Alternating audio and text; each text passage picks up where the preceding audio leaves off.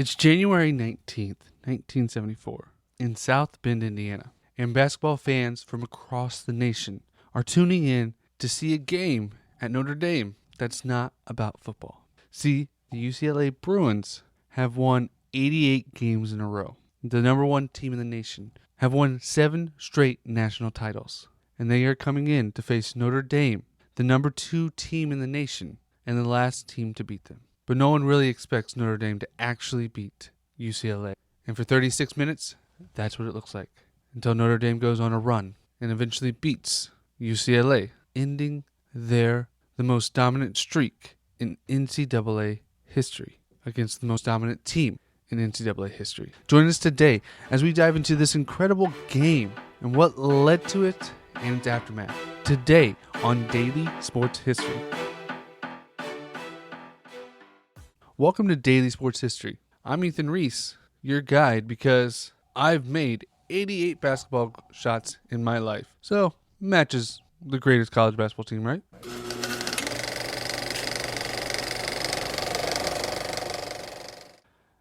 So, how did UCLA get this good? It's because of John Wooden. He actually coached in high school in South Bend, Indiana. He's an Indiana guy, and he worked his way up through the ranks. At this point, he is 63 years old, glasses, sweater vest, looks more like your grandpa than a basketball coach. And he had won 7 national titles, over 600 career wins, and he did it through a zero-tolerance policy. He demanded perfection. And he even has this famous thing called the Pyramid of Excellence, which was made in a joke in Parks and Rec with Ron Swanson.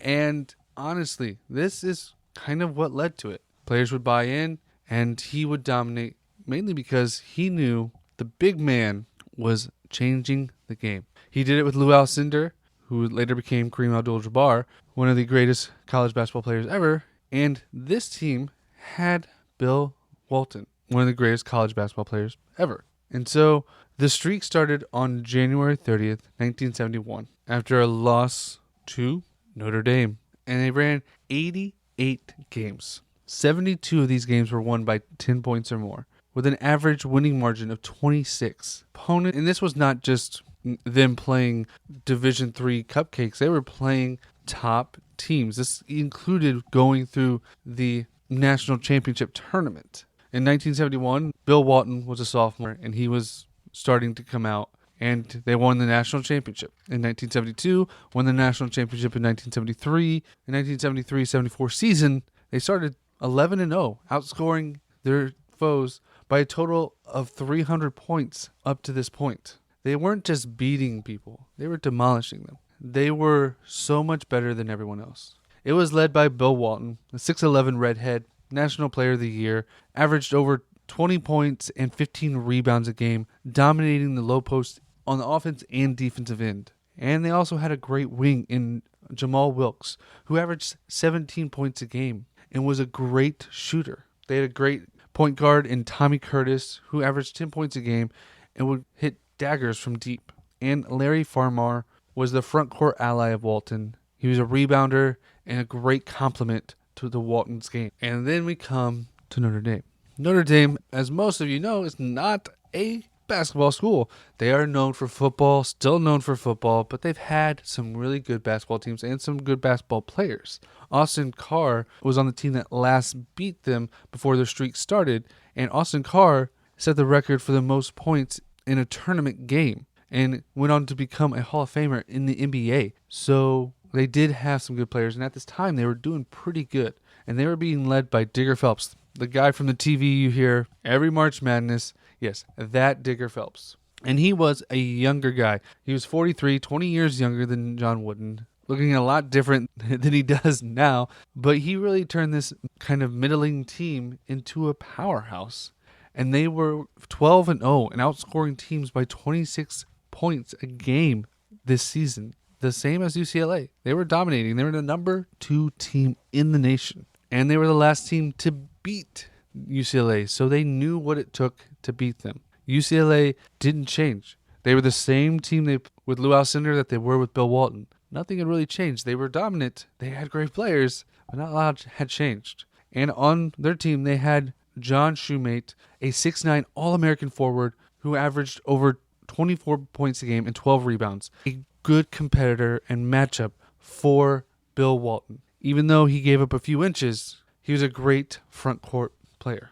And then they had Gary Brokaw, a 6'3" senior guard, a local kid who averaged 25 points a game. The main driving point of this team. Dwight Clay was a junior guard who came off the bench, was a great role player, and averaged 13.2 points a game, and ended up with a iconic moment in this game.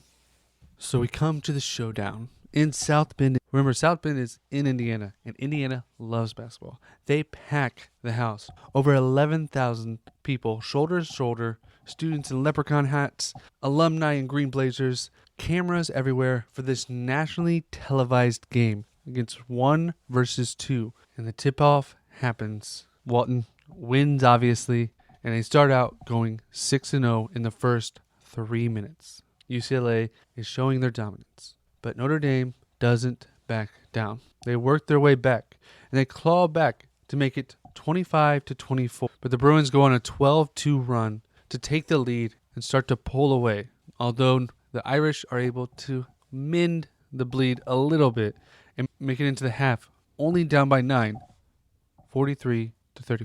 Not a half they're used to this season, as they have been blowing teams out. And now comes the halftime adjustments. What are they going to do? Notre Dame says they're going to body Walton as much as they can and press as much as they can. Really put the pressure on UCLA. UCLA is even keel. This is what they always do. They win. They're winning. Status quo. So they come out in the second half, and the Irish go on a 9-2 run with Shumate, Brokaw, and Clay all scoring, helping lead them to only be down by 1, 52-51, with 14 minutes left. The crowd is going crazy, chanting everything they can, excited for this opportunity. So Wooden calls a timeout, and coming out, the Bruins go on a 9-0 burst. Walton does what he does. Wilkes makes a pull-up, and they are now up by 10 with about 11 minutes left in the game.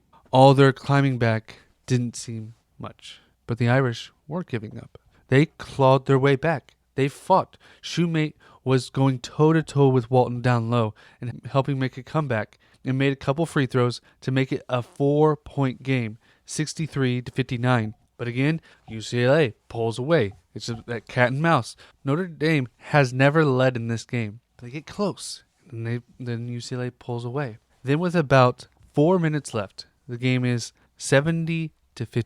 And this is when the game seems like it's about out of hand. UCLA is going to pull away and end this dominance. But here's what happens. Notre Dame's Brokaw steals the ball, and they get a layup. Then they are able to get the ball back off a miss, and Shumate gets physical in the front court and is able to get an and one shot. So now it's 70-64. They come back after another miss by UCLA, and Brokaw hits a 15-foot pull-up, making a 4-point game. Then the Irish make another free throw after a foul from UCLA. Then off a miss, UCLA is able to make a free throw. So it's now 71-70. 29 seconds on the clock. The Irish have the ball. Brokaw is at the top of the key and kicks it to the right corner. And Clay, the guy that comes off the bench, their steady guy, shoots it from the corner. Nothing but net. And the lead for the first time in the entire game. UCLA is stunned. Not only did they just lose the lead in the closing seconds, they had the game in hand. And the crowd is going crazy. But UCLA still has a little bit of time. The game is not over. There's about 10 seconds left. They give the ball to Walton in the post versus Shumate, the guy he's been going up against the entire game. And Shumate does everything he can, and Walton misses. Hits the front of the rim, the clock runs out, and the Irish have won. And something that had never been seen before happens. The students storm the court. Yes, this is the first time students have stormed the court. It was a huge moment. Not only was it their team continuing to be undefeated, they went and beat Goliath. They beat the team that was unbeatable.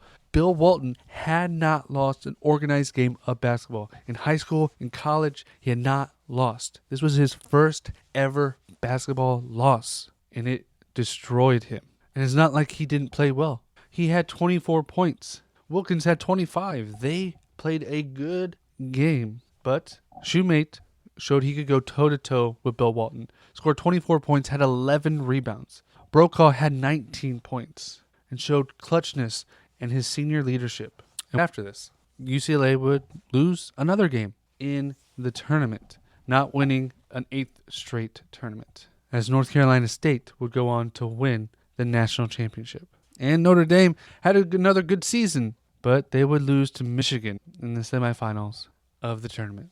And Notre Dame would remain a pretty good team and be coached by Digger Phelps until 1991 when he retired. But the best they ever did was a Final Four appearance in 1978. And the following year, John Wooden would end up retiring, winning one more national title, go out on a swan song, and be the most decorated college basketball coach ever. He may not have the most wins. He's got the most championships, for sure. And this streak is something that will never be beat. Closest that has ever come to it is UNLV, who won 45 games in a row. To do this, you have to win 2 national championships in a row to get to 88 wins. You cannot do it any other way. So not only do you have to be good, you have to win 2 national championships. It's a crazy streak, and it was going to come down at some point. It's just crazy that it ended up happening right where it began. The last team to beat them was Notre Dame, and the team to break the streak was Notre Dame. That's the stuff of sports legend.